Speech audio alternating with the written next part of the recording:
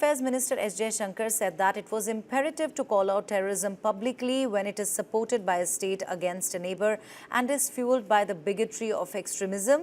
The statement was made with a strong reference to Pakistan's cross-border terrorism against India. The External Affairs Minister highlighted the UN condemnation on the Pahalgam terror attack and said that the UN had called for the perpetrators to be brought to justice, and it has been seen since.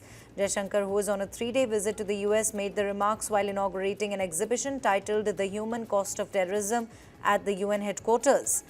The exhibition, which will be on display at 2 locations in the UN headquarters from the 30th of June to the 3rd of July and the 7th of July to the 11th of July, opened a day before Pakistan begins its presidency of the UN Security Council for July on Tuesday.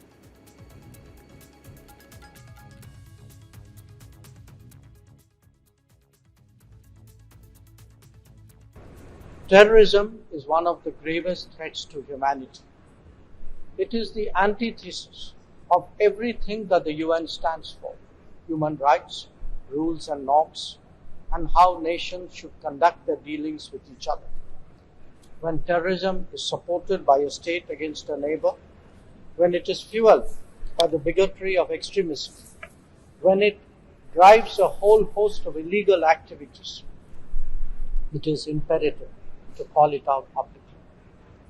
And one way of doing so is to display the havoc that it has wreaked on global society.